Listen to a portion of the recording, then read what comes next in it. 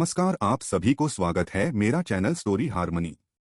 आया सुनते हैं नया कहानी Dhruv the greatest martial arts warrior. अध्याय, मैं अभी भी जीवित हूँ। वाह, अरे!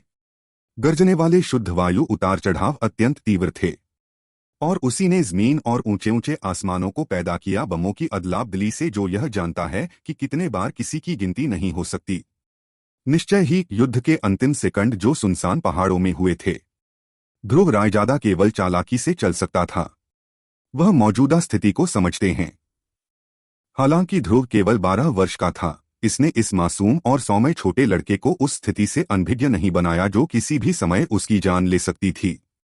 उसके मन में भय और उस थकावट को अनदेखा करना, भले ही उसके पदचिन्हों पर भारी थे, लड़के ने उसकी स्थिति की परवाह नहीं की।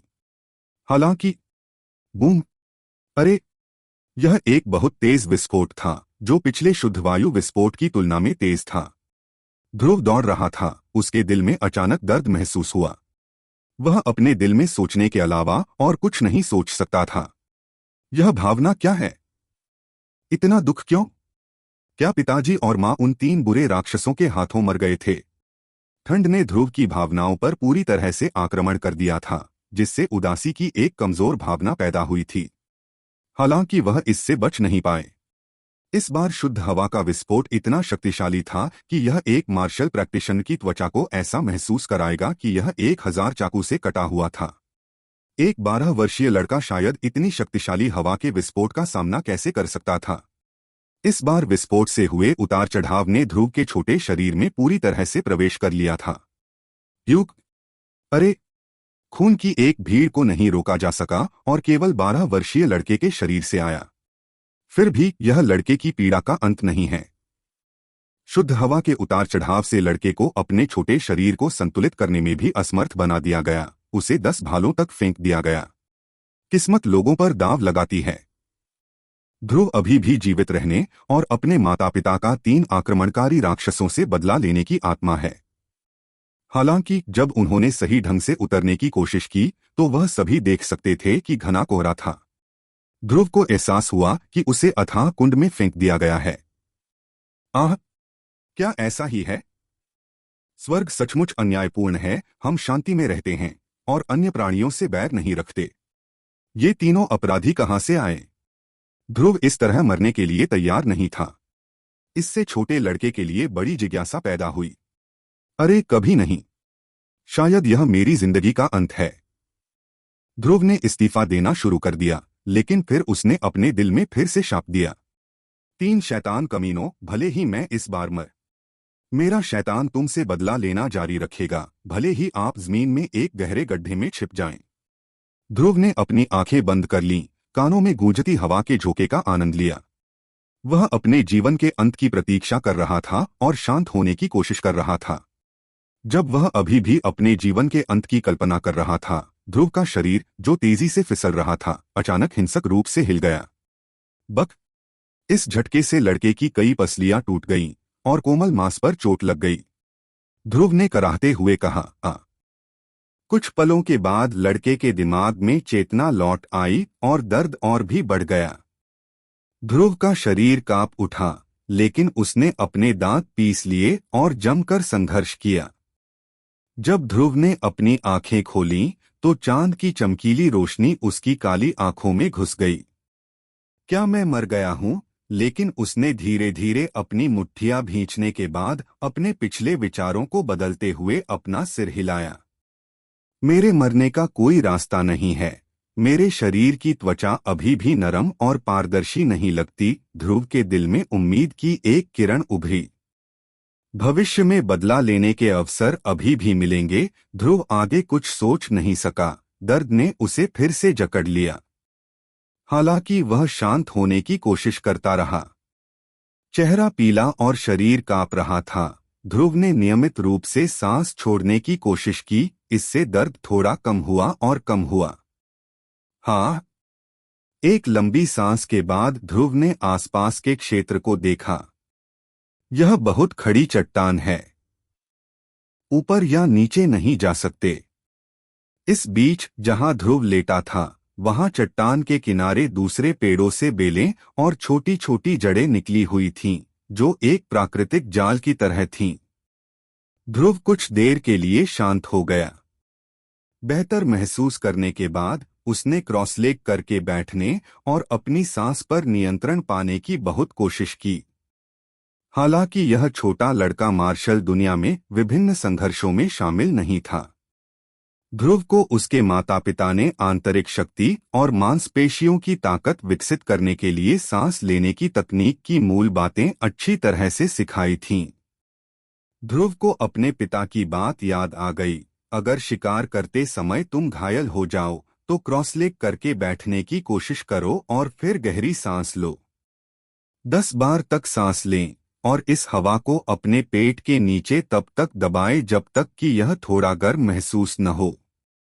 फिर इस गर्मी को पूरे शरीर में फैलाएं, फिर कई बार दोहराएं।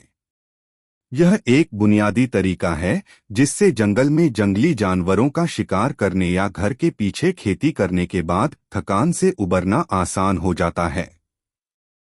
हाँ, उनका जीवन बहुत सरल था, जब तक कि आज दोपहर 3 अपराधियों ने हमला नहीं कर दिया। 2 अगरबत्ती जलने के बाद ध्रुव की हालत काफी बेहतर हो गई, वह खड़ा होने और चलने में सक्षम हो गया। ध्रुव ने शुरू से ही अपने जीवन के तरीके पर पुनर्विचार किया। ध्रुव के दिमाग में उसके माता पिता और 3 अपराधियों के बीच की लड़ाई फिर से कौंध गई। मैं मजबूत बनूंगा, इस दुश्मनी का बदला लेना होगा। जब तक माता पिता की मृत्यु पूरी नहीं हो जाती, तब तक कोई शांतिपूर्ण जीवन नहीं है। मैं मार्शल दुनिया के योद्धाओं की जोड़ी का बेटा हूं। ध्रुव ने तुरंत ही दुश्मनी को दबा दिया। वर्तमान स्थिति और हालात आगे के बारे में सोचना असंभव बना देते हैं। अभी सबसे महत्वपूर्ण बात है जीना जारी रखना और इस नशे से बाहर निकलने का रास्ता। कई बार स्थिर खड़े होने की कोशिश करने के बाद भी यह आसानी से चलने नहीं देता। ध्रुव ने हार मान ली और अपने शरीर को ठीक करने पर ध्यान केंद्रित किया, क्रॉसलेगड बैठना जारी रखा और अपने पेट के निचले हिस्से में शुद्ध हवा को अवशोषित किया। इसके अलावा रात बहुत अंधेरी थी। अपनी वर्तमान स्थिति को देखते हुए बेतरतीब ढंग से घूमना आत्महत्या के समान था। ध्रुव तुरंत शांत हो गया, शुद्ध हवा उसके शरीर में आसानी से प्रवेश करने लगी। 1 चक्कर 2 चक्कर बन जाता है, 2 और इसी तरह एक जटिल और तरल चक्र बनता है। यह श्वास अभ्यास का सबसे सही अनुभव था जो लड़के ने अपने शरीर को मजबूत करने के लिए सीखा था। यह चक्र तब तक चलता रहा जब तक ध्रुव परिस्थितियों और समय को भूल नहीं गया। सुबह का सूरज शर्म से पत्तों के बीच से झांकता हुआ अपनी असली पहचान प्रकट करने लगा। दिन की खड़ी ढलानों पर हर जगह पक्षियों की चहचहाहट की आवाज सुंदर लग रही थी। ध्रुव ने अपनी आंखें खोलीं। शरीर तरोताजा महसूस कर रहा था, दर्द बहुत कम हो गया था। पिछले श्वास अभ्यासों की प्रभावशीलता वास्तव में सौभाग्यशाली थी। ध्रुव अपने माता पिता द्वारा सिखाए गए प्रशिक्षण के रूप में खुश था। ध्रुव सावधानी से खड़ा हुआ। उसने पेड़ की वह शाखा देखी जिसने उसकी जान बचाई। यह शाखा सिर्फ एक वयस्क इंसान की जांघ के आकार की थी, सिर्फ इसलिए क्योंकि कई लताओं ने उसे बचाया था। ध्रुव सावधानी से चला, अपने शरीर का संतुलन बनाए रखा ताकि गिर न जाए। चट्टान की दीवार में एक बड़ा छेद है जो एक गुफा बनाता है। ध्रुव उस दिशा में चला गया। उसका लक्ष्य सिर्फ शीर्ष तक पहुंचने का रास्ता ढूंढना है, उसे जीना जारी रखना है और खुद को मजबूत करने का अवसर प्राप्त करना है। कम से कम उसे उन 3 राक्षसों से तो ज्यादा शक्तिशाली होना ही था जिन्होंने उसके माता पिता को मार डाला था। क्या यह दिशा जीवन पथ के लिए संभव है?